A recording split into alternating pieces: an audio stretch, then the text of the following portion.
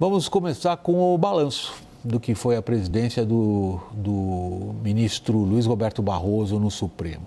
Ele deixou hoje a presidência da Corte, é rotativo, como vocês sabem. No discurso que fez, se despedindo do cargo, ou da função, melhor dito, exaltou a democracia, afirmou que a Corte, que ele presidiu esses últimos 2 anos, cumpriu seu papel de preservar o Estado de Direito. Confira. Barroso se despede da presidência semanas depois do veredito da primeira turma que, pela primeira vez na história do país, condenou um ex-presidente por tentativa de golpe de Estado. Sob a gestão de Barroso, o STF travou uma batalha com o X que culminou no banimento da rede no Brasil por cerca de 40 dias por não cumprir determinações de Alexandre de Moraes que incluíam remoção de perfis. Até então, a regulamentação das Big Techs esbarrava em forte resistência no Congresso. A saída foi via STF, sob a gestão de Barroso. Em junho, a Corte definiu que as redes sociais são responsáveis por postagens dos usuários.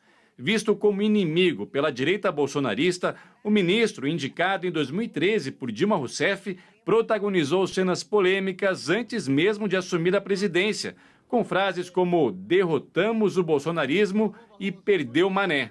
Perdeu Mané, numa mola. Barroso nunca escondeu seu viés progressista. Em 2024, pautou o julgamento que descriminalizou o porte de maconha para uso pessoal no país.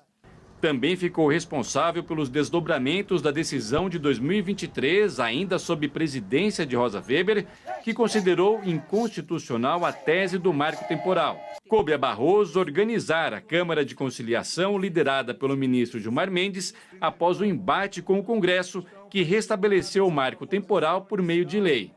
Como presidente do Conselho Nacional de Justiça, o ministro também foi responsável por iniciativas como o Pacto Nacional pela Linguagem Simples, para diminuir o juridiquês na comunicação dos tribunais com o público. Pacotes de figurinhas de WhatsApp foram lançados no mandato de Barroso, que de forma mais leve buscam defender a democracia e combater as fake news.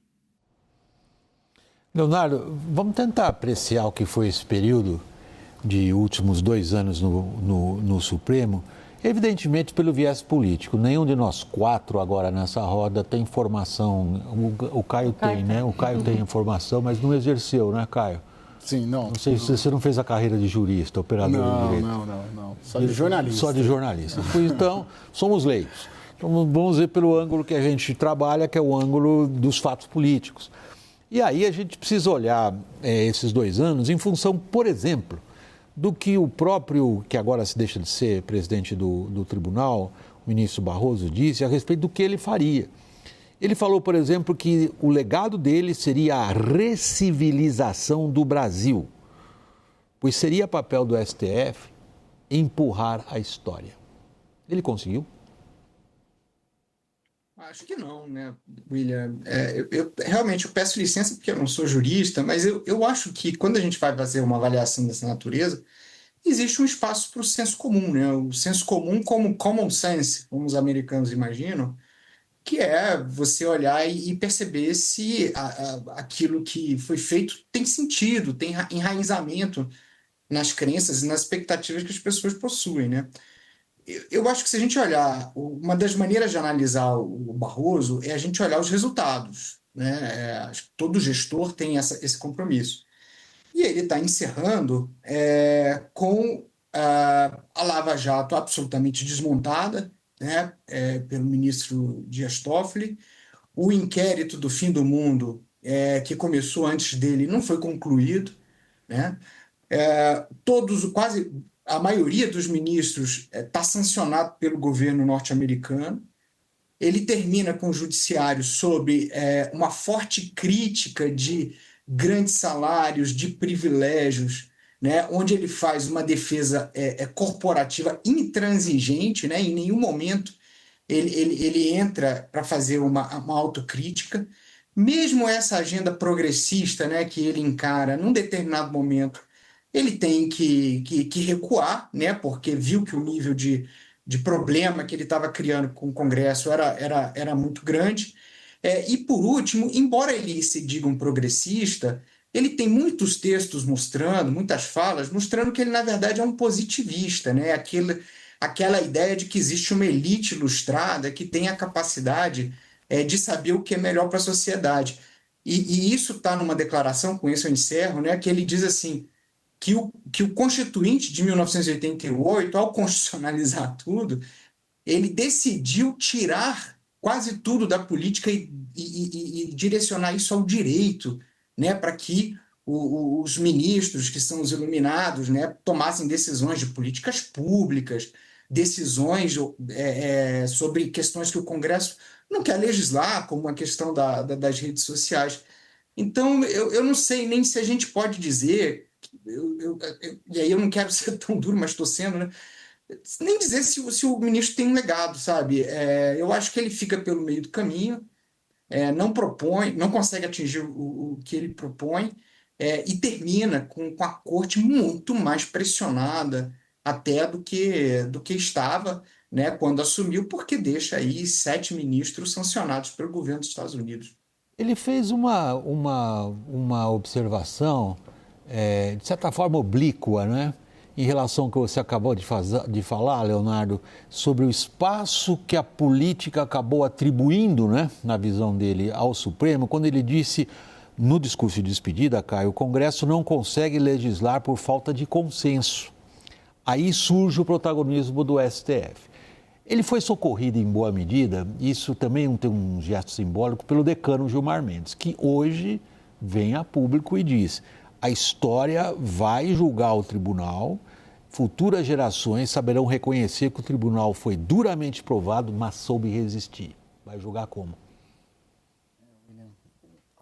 O Barroso, ele representa o ativismo político, o ativismo judicial, perdão, confundindo com o ativismo político a expressão estrito sensu, né? Acho que eu gosto de olhar sempre os ministros do Supremo pelos perfis de onde eles vieram.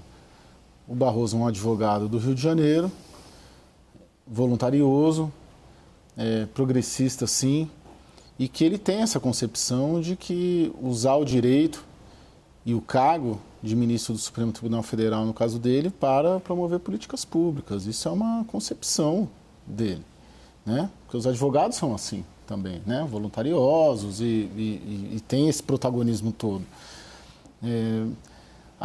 Eu acho que ainda é incerto como que a história vai julgar o Supremo. Eu acho que tudo que aconteceu de 10 anos para cá, e aí inclui a Lava Jato, o desmantelamento da Lava Jato, o apoio inicial à Lava Jato, né?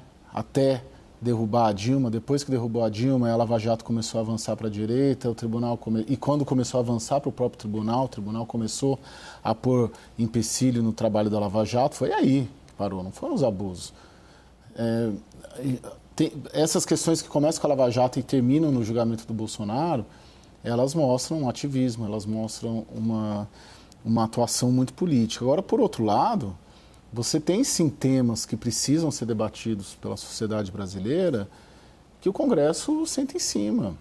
Você tem processo de descriminalização de drogas, que precisa ser discutido por uma questão de segurança pública e de saúde pública, que o Congresso simplesmente, pela liderança da Frente Evangélica, não discute. Você tem questões de direito de mulher, de aborto, que também o Congresso não quer discutir.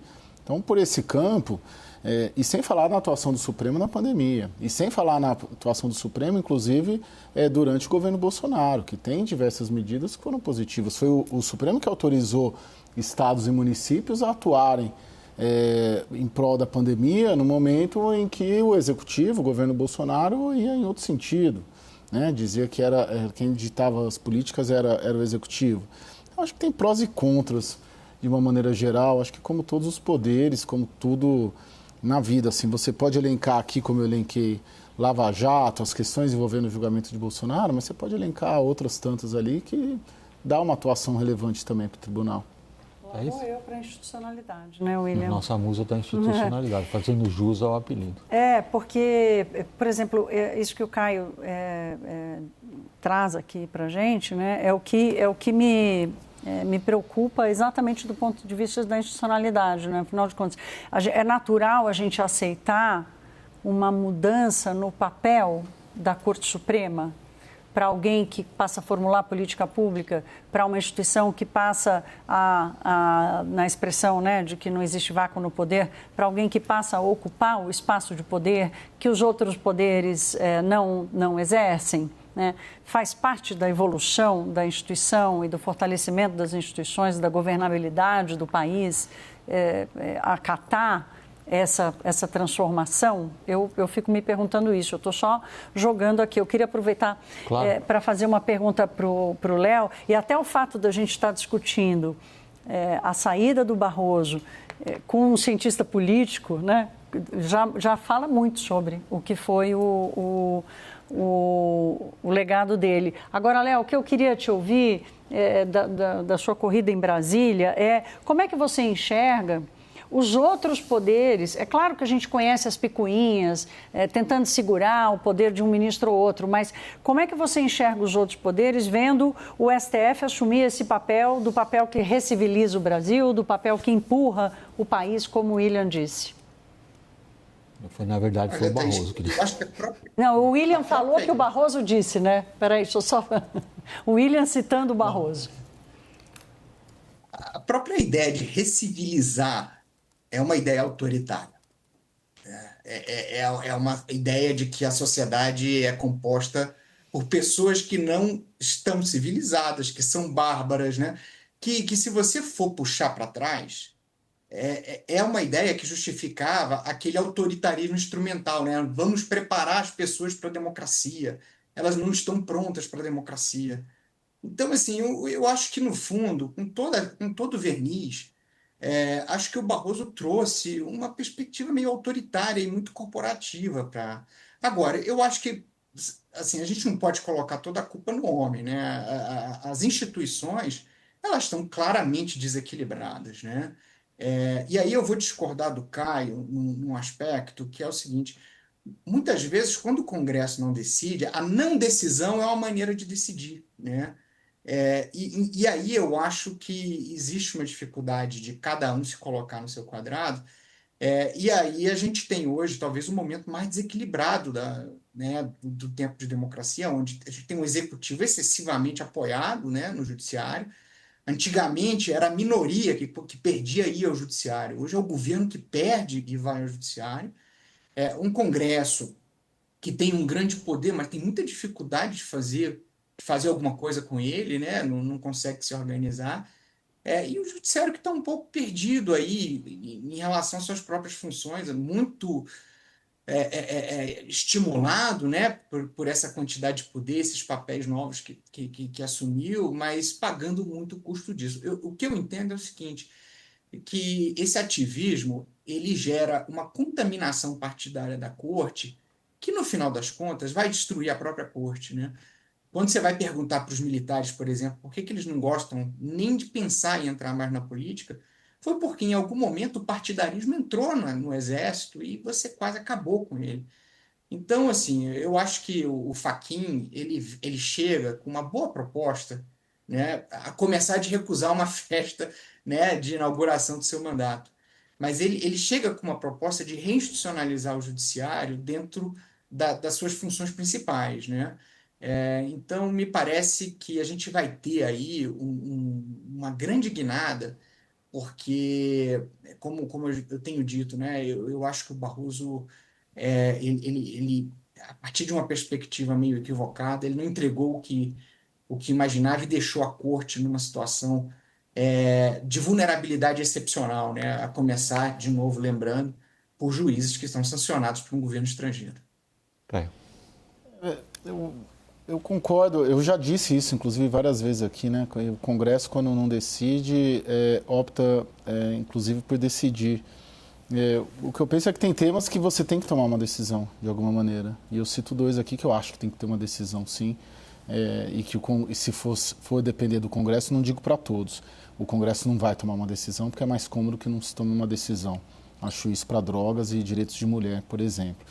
Agora, tem uma questão, quando a gente fala, e o Léo domina muito Brasília e nessa análise política de dados, que a gente fala da interferência do Supremo na política, mas os partidos recorrem ao Supremo. né? O governo recorre ao Supremo. Eu não sei se a gente já vive um estado tal de acomodação, de considerar que o Supremo é um ente político mesmo, que a gente não consegue. O governo Lula é um caso clássico disso. Não ganha no Congresso e recorre para o Supremo. E não só o governo Lula, partidos políticos, todos, né? Quando é o governo Bolsonaro, eram os partidos de esquerda. Agora é o governo Lula, são os partidos de direita. O partido que hoje, dos que mais acionam o Supremo, é o Novo. No governo Bolsonaro era o PCdoB, PSOL, Rede, né? E todas essas interferências, que a gente considera interferências, porque são interferências, não foi o Supremo que de ofício, né? Salvo o inquérito das fake news, que é um absurdo, mas não foi o Supremo de ofício que tomou uma decisão.